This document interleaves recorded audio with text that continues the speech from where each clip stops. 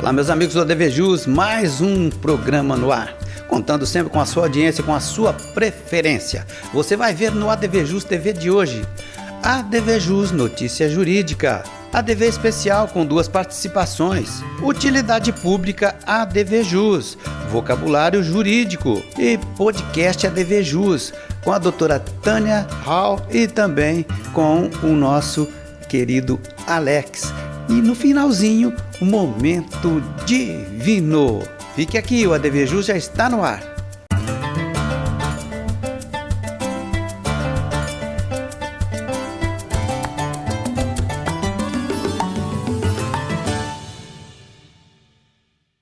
Ok, iniciando o nosso programa hoje com uma notícia jurídica, já é a nossa praxe aqui, né? Olha só, mantida a condenação de mulher que extorquiu idosa com supostos trabalhos espirituais. Não falta mais nada, né?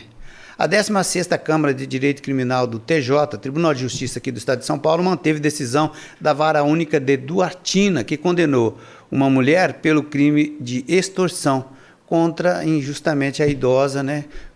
Com supostos trabalhos espirituais. Segundo os autos, a ré se apresentava como intermediária de um pai de santo e mantinha contato com a vítima por meio do aplicativo de mensagens, solicitando pagamentos diversos pelos supostos trabalhos para resolver problemas conjugais. Quando os valores aumentaram, a vítima manifestou a intenção de parar de pagar. Aí a ré passou a ameaçá-la, afirmando que o pai de santo faria mal, não só a ela, mas também a toda a família. No acórdão, o relator do recurso, desembargador Leme Garcia, destacou que não havia razões para desqualificar as palavras da vítima e, portanto, foi procedente aí a condenação da ré. A pena foi fixada em 6 meses e 4 anos, né, e 6 dias de reclusão, mas em regime semiaberto. A votação foi unânime. Fonte TJ, Tribunal de Justiça do Estado de São Paulo. Sequência do ADVJus TV, agora Utilidade Pública. Olha, acabamos de falar aí, né, essa notícia do Tribunal de Justiça e agora vamos falar para você, dentro dessa utilidade pública, o chamado golpe do amor. Tá chovendo golpe, né?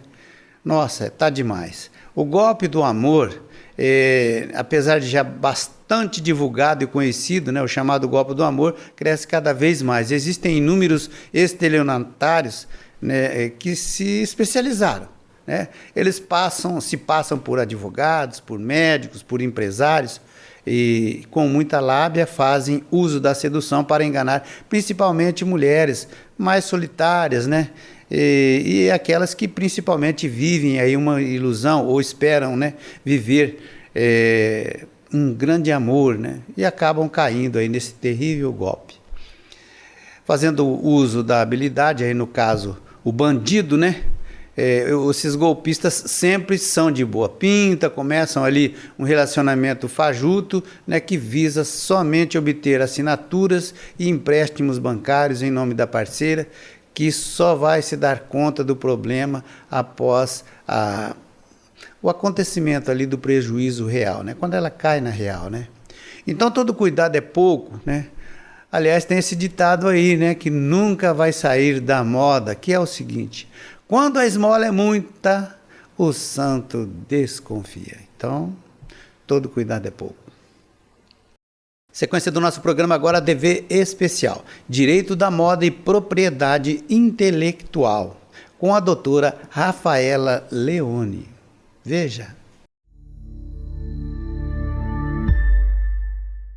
Olá, eu sou a doutora Rafaela Leone e aqui no ADVJus Especial falarei sobre direito da moda e propriedade intelectual.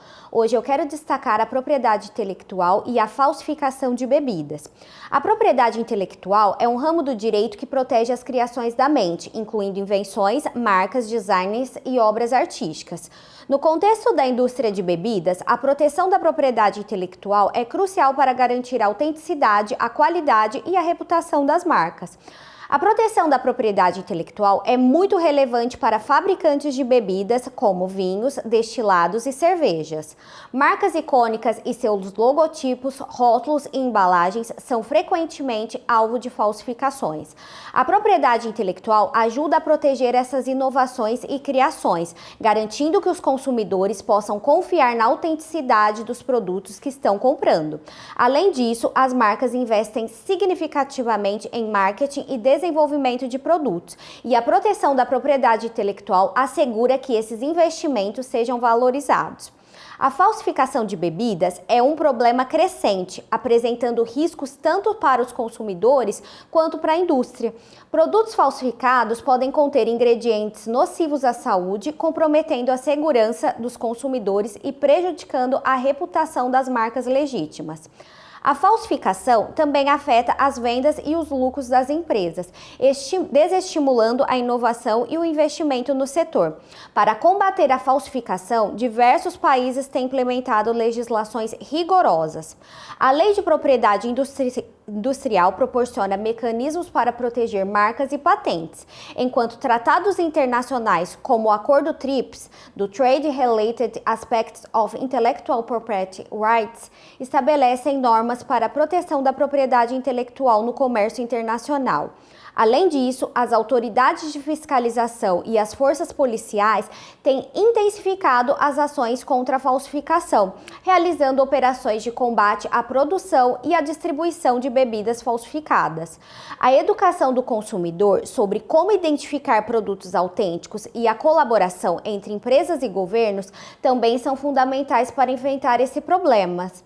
Casos emblemáticos de falsificação de bebidas incluem a produção de uísques e vinhos falsificados, que utilizam rótulos e embalagens idênticas às das marcas renomadas.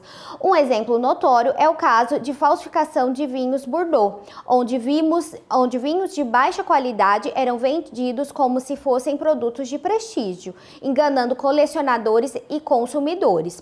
A conscientização e a colaboração em todos os níveis são importantes para enfrentar os desafios impostos pela falsificação, promovendo um mercado mais seguro e justo. Em breve eu voltarei com mais temas de direito da moda e propriedade intelectual. Até lá!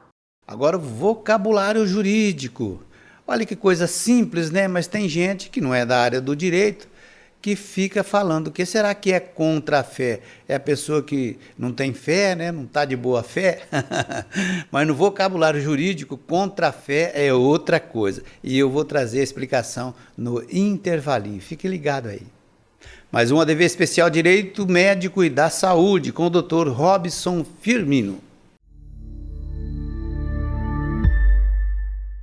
Olá, sou Robson Firmino, advogado na área do direito médico, odontológico e da saúde. Hoje vamos abordar o tema internação de emergência negada pelo plano de saúde. Quais são os seus direitos? Imagine esta cena. Seu médico diz que você precisa de uma internação de emergência, que é um risco real à sua saúde. Mas, ao acionar o plano de saúde, pelo qual você paga todo mês, a resposta é um não. A justificativa: você ainda está no período de carência. Isso te deixa desesperado, certo? Saiba que essa negativa é abusiva e ilegal. O plano de saúde usa a cláusula de carência de 180 dias para internação como um escudo. Entretanto, a lei dos planos de saúde é clara. Para casos de urgência e emergência, o prazo máximo de carência é de apenas 24 horas após a contratação do plano. Se o seu médico declara que a situação é emergencial e implica um risco imediato de vida ou lesões irreparáveis, a cobertura é obrigatória. O Poder Judiciário considera a negativa do plano de saúde, nesses casos, uma prática abusiva e ilegal. Então, o que você pode fazer? Você tem dois caminhos principais. Ação com pedido liminar. Se a negativa acabou de acontecer, é possível entrar com uma ação judicial e pedir uma liminar. Muitas vezes, em questão de horas, um juiz pode obrigar o plano de saúde a autorizar e custear imediatamente a sua internação e tratamento. Outro é a ação de reembolso. Se, no desespero, você ou sua família pagaram por tudo do próprio bolso, é seu direito buscar na justiça o reembolso integral de todas as despesas. além de uma indenização por danos morais. O mais importante é, não aceite o não como resposta final. A sua saúde não pode esperar. Exija que o plano de saúde forneça a negativa por escrito, detalhando o motivo. Esse documento é uma prova fundamental. Em seguida, procure um advogado especialista na área do direito da saúde. Ele saberá como agir rapidamente para garantir o seu direito. Se você está passando por isso ou conhece alguém nessa situação, compartilhe esse vídeo. A informação correta é a melhor ferramenta para lutar contra essas injustiças impostas pelos planos de saúde. Obrigado e até o próximo ADV Especial. Ok, obrigado, doutor. Meus amigos, agora um intervalinho aqui, que é curtinho, né? Mas antes eu quero convidar você a vir participar conosco aqui do ADV Especial. Faça parte você também desse rol significativo de profissionais da advocacia. Seja visto, seja lembrado. ADV Especial, ADV Justo. Estou te convidando, entre em contato aqui conosco, ok? Intervalinho, volto na sequência. Fique aqui.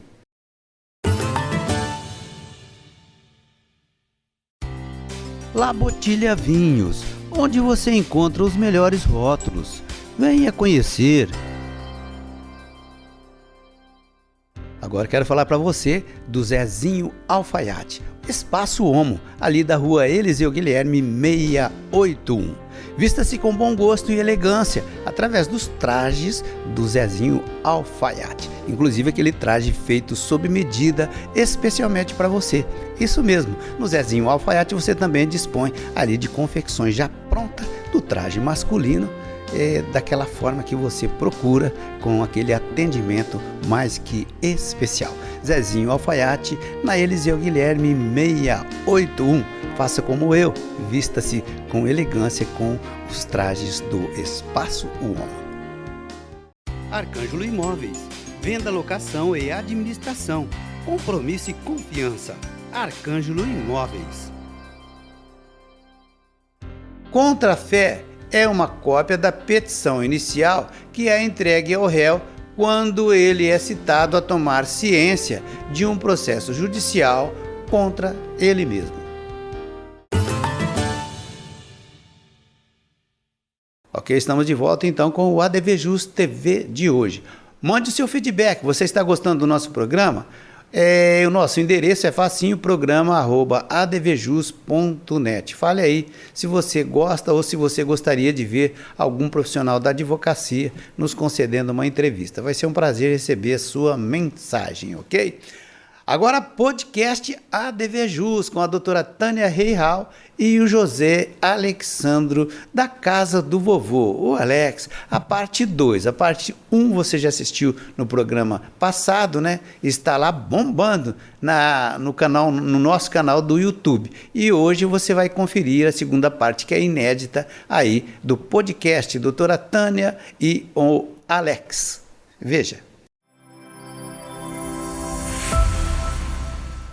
Meus amigos, vocês estão aqui comigo no podcast do ADV Jus. Eu estou recebendo o Alex, né, que é da Casa do Vovô, né, e a doutora Tânia Reihal. Alex, assim, né, com a experiência que você já adquiriu, que você dispõe, você teria condições assim de dizer assim, mais ou menos, qual é o perfil, né, das pessoas que procuram e que eventualmente conseguem, né, o acesso lá na abençoada Casa do Vovô? Então, o perfil a gente chama de vulnerável socialmente. Então, por algum motivo, esse idoso precisa de ir para alguma instituição. Quais motivos? Isso mesmo que a doutora falou. Ou ele teve algum seu direito corrompido, abandono, maus tratos, a violência patrimonial, que como a doutora falou, que infelizmente está com os índices altos, né, de pessoas tendo seus cartões retidos. Muitas vezes a pessoa idosa, ele é o provedor, ele que provém a receita para essa família. Essa família vai e enche ele de empréstimos consignados. E a partir daí começam os tipos de violência. A partir daí é o abandono e começa os maus tratos. E então o perfil é a vulnerabilidade social, que não é só por falta de recurso financeiro. Eu gosto de reforçar isso, porque eu entendia que vulnerabilidade social é as pessoas que não têm recurso financeiro. E não é isso. Não é verdade. Não é verdade. Qualquer um pode se tornar vulnerável socialmente. E a gente trabalha com o perfil do demenciado. aquele idoso que precisa de cuidados ao longo do dia para ter uma qualidade de vida. Então, e muitas vezes a família não tem capacidade para atender essa pessoa. Certo. Então, aí começa também os tipos de violência, ele se torna vulnerável socialmente, é feito toda uma triagem que a secretaria faz, que a Secretaria da Assistência Social, identificando que ele é vulnerável socialmente, ele é encaminhado para alguma instituição, dentre elas a casa do vovô. Certo. Hoje, em Ribeirão Preto, a maioria, que é o grau 3, que é aquele que demanda de cuidados ao longo do dia, infelizmente só a casa do vovô que está recebendo, e a gente tem uma demanda muito alta dessas pessoas aqui na cidade de Ribeirão Preto. Certo. Doutora Tânia, agora aquela pessoa, né, aquele idoso, porque às vezes a gente pensa assim, o idoso está ali, não sabe nada, meu Deus, né? E às vezes tem idosos que têm ainda aquela possibilidade de comunicação, aquela facilidade de expressão, mas ele se sente nessa situação. O que a gente, como advogado, pode falar para esse idoso que ele está ativo ainda, mas ele está se sentindo desprestigiado, né? Ele está se sentindo humilhado, ele está se sentindo por baixo lá dentro do ambiente que ele convive? Eu já atendi idosos nessa situação, tá? E que eu falo, você é capaz, você não está no quadro que a sua família está falando. Não é bem assim? Inclusive, esse idoso que foi, né, procurar ajuda, o que acontece? Ele falou assim, doutora, quando eu era novo, eu passei todos os bens para os filhos, usufruto meu. E esse idoso realmente estava sofrendo uma violência. Ele já não queria mais sair de casa, ele já não queria mais sentar na mesa para fazer uma refeição com os filhos. Né? Então, juridicamente, a gente revogar uma decisão assim, de um usufruto, não tem como. Né? Infelizmente, foi feito e agora assim, não tem como voltar a anular. Verdade. Né? Mas a gente pode instruir, né? Os advogados aí podem instruir ele a não fazer mais isso. Vamos supor, tem idoso que é mais esperto que eu, né? Com 75, 85. Se ele tem vontade de fazer uma faculdade, que é um direito dele, estudar, e direito à educação, né? O que ele pode, a gente pode orientar no que ele pode fazer para ele não se sentir tão menosprezado. Né? Então, vamos supor, além das vagas, eu acho também que nós precisamos de mais centro-dias, que o idoso pode ir lá fazer atividade, se interagir, né? Se socializar. Né? Mas, para isso, tem o centro-dias com outros nomes particulares, mas, às vezes, as pessoas não têm condição. Então, a prefeitura podia fazer mais centro-dias aí para acolher. Que sugestão importante, né? Porque, muitas vezes, o que acontece? A família não tem condição de ficar com aquele idoso o dia todo, mas tem condição de ficar à noite. E muita gente procura, fala, olha, eu tenho que trabalhar, minha irmã, meu marido, eu queria um lugar para o meu pai ou para o meu irmão idoso passar o dia. E nós temos essa dificuldade aqui em Ribeirão.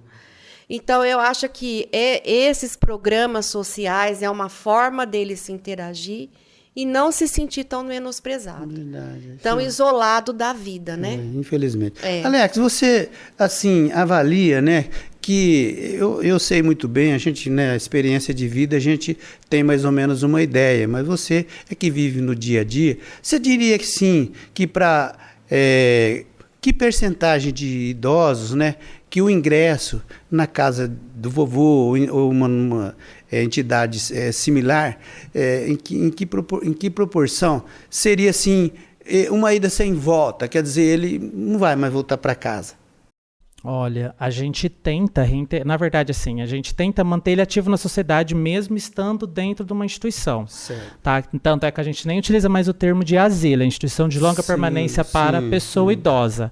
Quando chega para nós, infelizmente, ele já chega num quadro muito debilitado. Então, ele entrou na instituição, ele não acaba voltando para a família, justamente por quê? Porque ou ele está sendo abusado financeiramente, ou ele está abandonado pensionado. Então, a porcentagem de entrar, já aconteceu alguns, já, mas poucos, porque nosso perfil, e também acredito que nas outras instituições, ele já chega já num quadro bem debilitado e precisando que fique na instituição 24 horas. Claro que a gente tem também, o trabalho das assistentes sociais é manter o vínculo familiar, que a gente chama de vínculo familiar fragilizado, né? Para manter ele ativo na sociedade. Então, doutora Tânia, a senhora acredita, assim, né, que as famílias, hoje a vida está muito dinâmica, né? Todo mundo precisa trabalhar, as pessoas correm muito, né? A internet, celular, tudo faz com que isso corra ainda mais, né? Seja assim uma velocidade muito grande. E a senhora acha assim, que, inclusive a gente pesquisas aí apontam que a maioria das famílias hoje brasileiras já tem uma pessoa idosa necessitando ali de cuidados, né? A senhora acha que as famílias, de uma forma geral, elas vão se preparando ou estão preparadas ou será que elas vão se preparar lá com a dificuldade mesmo?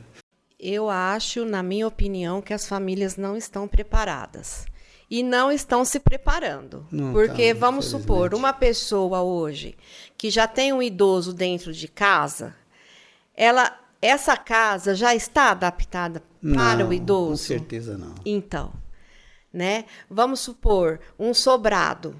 Mora a mãe, o filho, o idoso, que seja o avô, o filho, né? Sim. Esse idoso, ele dorme. Onde é o quarto dele? Na parte de cima ou na parte de baixo? Se é na parte de cima, ele consegue subir e descer as escadas? Elevador com certeza não tem. Facilmente. Então, ou o quarto desse idoso na parte de baixo, né, da casa. Não na parte de cima. Porque se ele está na parte de cima, ele não vai querer descer para fazer uma refeição, ele não vai querer descer para se socializar. É onde ele vai ficando isolado. Vai ficando isolado. Né? E se sofre algum tipo de violência, aí que não sai mesmo da parte de cima. Aí que complicou mais, né, doutora? Exatamente. E aí pode ter até ameaça. Olha, se você não fizer o que eu quero, aí que você vai ficar aqui mesmo. É, isso mesmo. Então, as famílias, na minha opinião, elas não estão preparadas. Infelizmente, né? Não. Alex, agora sim, a gente sabe que assim, a maior dificuldade, com certeza, eu vou me arriscar aqui, numa gestão, né, de uma entidade, é o pouco recurso. Né, se eu não estou enganado. Mas fora isso, quais são aquelas dificuldades que estão ali também na linha de frente? Então, a gente encontra, por exemplo, dificuldade de capacitação de profissionais, porque a gente tem que capacitá-los, porque para você poder cuidar, você tem que ser capacitado, porque o ser humano ele é complexo, ainda mais quando a pessoa idosa necessita de uma equipe interdisciplinar, né, para cuidar dessa pessoa idosa, o recurso financeiro, né, porque uma causa ligada à outra, também espaço, porque hoje a pessoa idosa, no nosso caso, ela chega muito debilitada, então a gente tem que fazer várias reformas ao longo do tempo para poder incluir essa pessoa e ela se sentir acolhida para ela ter acesso. Então, e no dia a dia também, porque para manter essa pessoa idosa ativa na sociedade. Precisa, também, né, Alex? Também é uma dificuldade que a gente encontra. Então, a doutora Tânia, né, é interessante, né, que nós temos comissões e mais comissões na OAB. E agora eu não estou me referindo só à OAB de São Paulo, da nossa aqui, de tantas outras cidades aí, né? E gozado que em todas as subseções, né, nós temos lá a do jovem advogado, né? E é tão importante, jovem, né? Advocacia. Isso, então, mas do advogado experiente não tem, né? Não, seria do idoso. Aí já cai da pessoa idosa. Porque nós não temos uma comissão do advogado 40 mais, 50 mais. Ou é jovem ou é idoso. Nós nos encaixamos aí nos direitos da pessoa idosa, né? Sim, mas eu já me encaixo. A senhora entende que talvez a própria entidade nossa também, ela peca um pouquinho, deveria também dar um pouquinho mais de atenção. E eu não estou me referindo dirigido a só aquele advogado que já está lá com seus 70 anos, viu, doutora?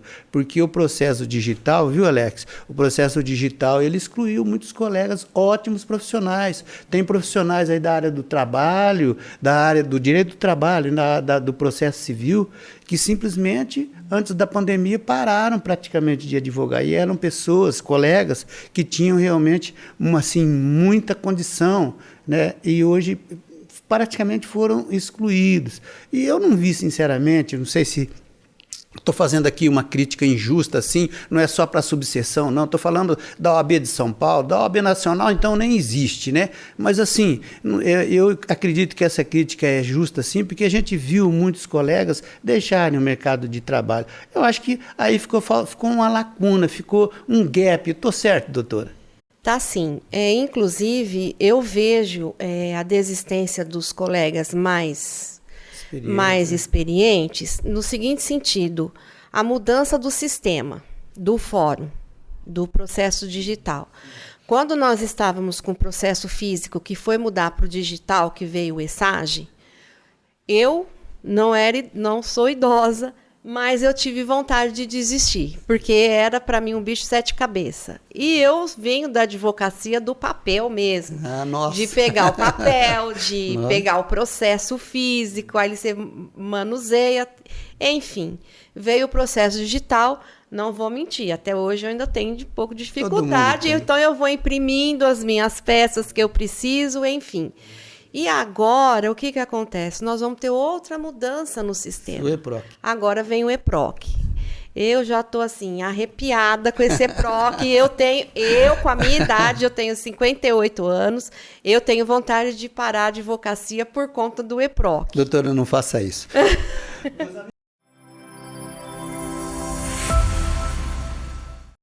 Legal demais. Reitero o agradecimento à doutora Tânia e também ao José Alexandro, queridíssimo Alex, ok?